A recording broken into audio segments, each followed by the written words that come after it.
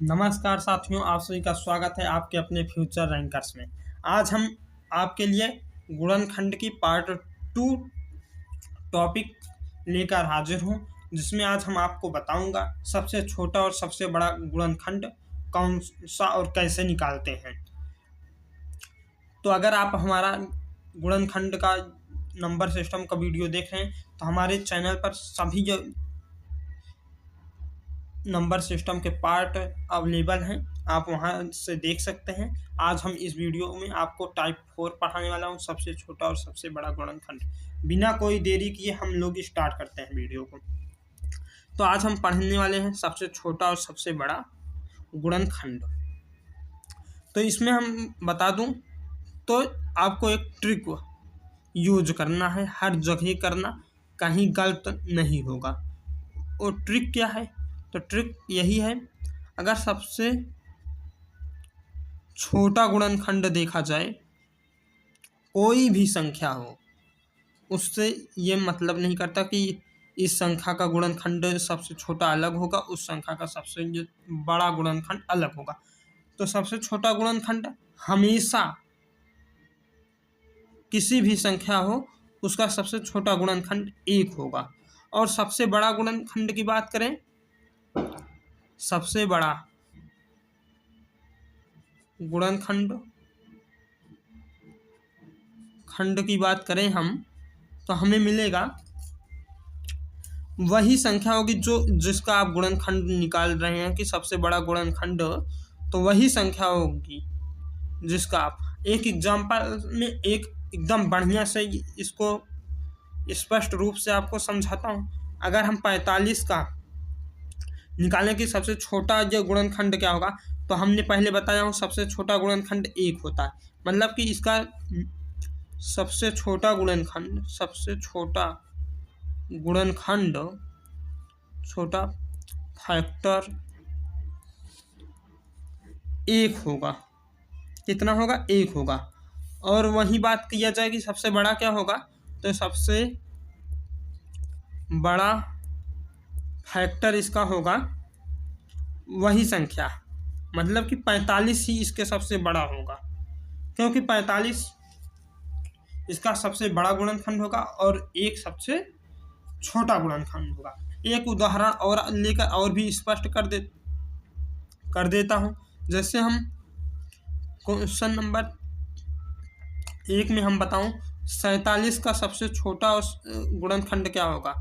सबसे छोटा गुणनखंड कौन सा होगा?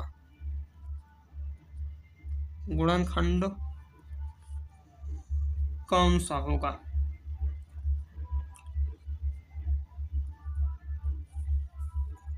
ए 1 होगा, बी 3 होगा, डी 47 होगा और सी 8 होगा। तो सबसे छोटा की बात की, यहाँ पर देखिए क्वेश्चन में क्या कहा गया है। तो 47 का सबसे छोटा गुणनखंड कौन सा होगा? तो सबसे छोटा गुणनखंड हमेशा 1 होता है, हमने बताया हूँ, इसीलिए हम 1 को टिक मार के आगे बढ़ जाएंगे। अब टाइप 4 पढ़ लिए, अब हम टाइप 5 पढ़ाता हूँ, विशेष प्रकार के गुणनखंड। इसमें होगा सम इवन और विषम, सम गुणनखंड और विषम गुणनखंड। सम में क्या होता है, जो 2 से विभाजित हो सके उसे हम सम कहते हैं। इसको लेकर एक उदाहरण लेकर समझाता हूँ, जिससे बहुत अच्छा क्लियर होगा। तो सम गुणनखंड को हम देखें तो अगर 36 का हम सम गुणनखंड देखता हूँ तो हमें क्या मिलता है पता है? तो हमें ये 2 से कट जाएगा, 4 से भी कटेगा और 6 से भी कट जाएगा, 12 से, 18 से भी कटेगा और 36 अपने खुद से कट जाएगा। और विषम गुणनखंड में देखें तो ये 1 से कट जाएगा, 3 से कटेगा और 9 से विभाज्य हो जाएगा। और अब हम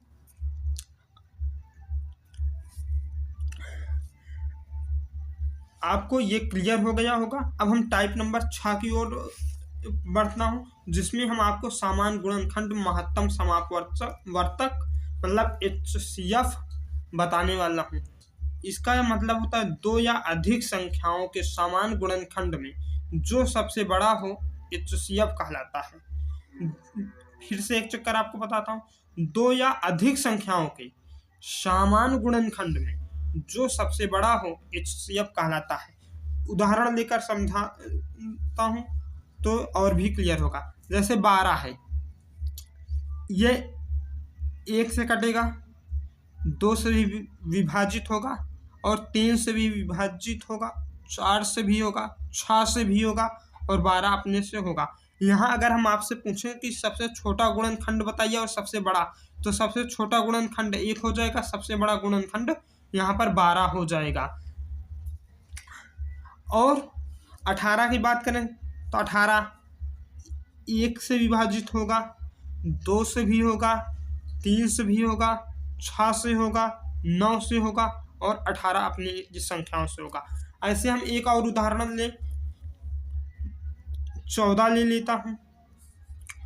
1 से विभाजित हो जाएगा, 2 से होगा, फिर न 4 से होगा न 3 से होगा, तो किससे होगा? 7 से हो जाएगा, फिर अपने खुद ही संख्याओं से विभाजित हो जाएगा, मतलब 14 से ही विभाजित हो जाएगा।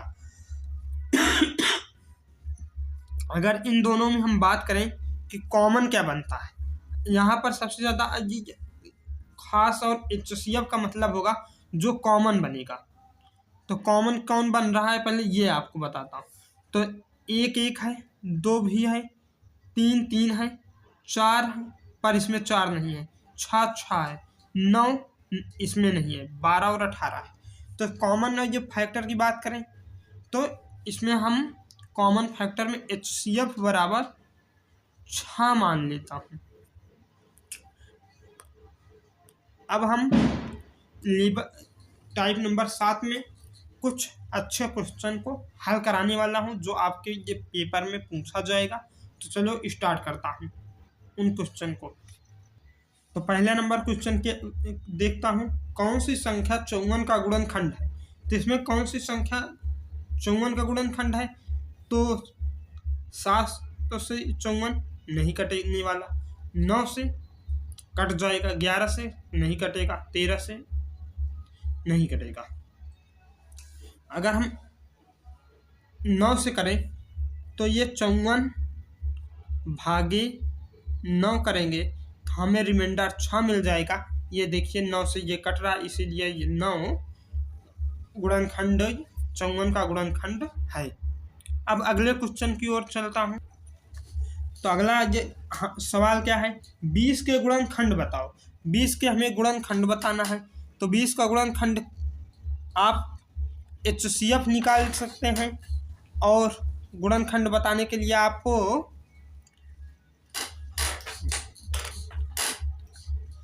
प्राइम फैक्टोरिजन का इस्तेमाल कर सकते हैं।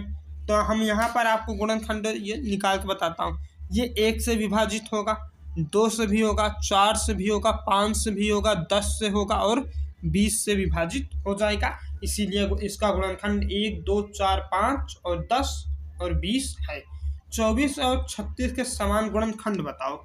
24 और 36 के समान गुणनखंड अगर हम देखें तो पहले 24 देख लेता हूँ कौन कौन सी संख्या से विभाजित होगा। 1 से होगा, 2 से होगा, 3 से होगा, 4 से होगा और 6 से होगा और 8 से होगा, 12 से भी होगा और 24 अपनी खुद की ही संख्याओं से विभाज्य होगा। और 36 की बात करें तो ये 1 से विभाजित हो जाएगा, 2 से होगा, 3 से भी होगा, 4 से होगा, 6 से होगा, 12 से होगा, फिर उसके बाद 36 18 से भी हो जाता है और 36 अपनी खुद की संख्याओं से हो जाता है। तो यहाँ से देखिए कौन कौन सी संख्या दोनों में कॉमन मिल रही, 1 मिल रही है, इसमें भी 1, इसमें भी 1, 2 भी दोनों में है, 3 भी दोनों में है, 4 भी है, 6 भी है, 8 नहीं है और यहाँ 12 नहीं है।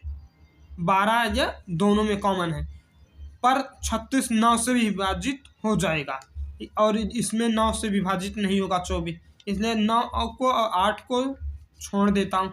फिर उन संख्याओं को लिख लेता हूँ जो समान गुणनखंड प्रदर्शित करें, दिखाएं।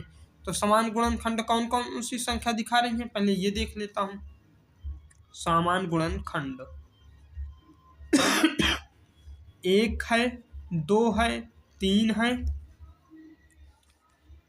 4 है, 6 है और 12 है।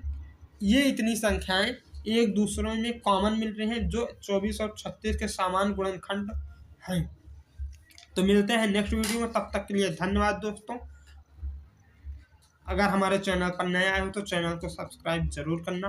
वीडियो पसंद आए तो लाइक और कमेंट जरूर करके बताना कि अगली वीडियो किस पर हो, रिमाइंडर पे हो या कोई अन्य टॉपिक पर हो। तो मिलता हूँ नेक्स्ट वीडियो में।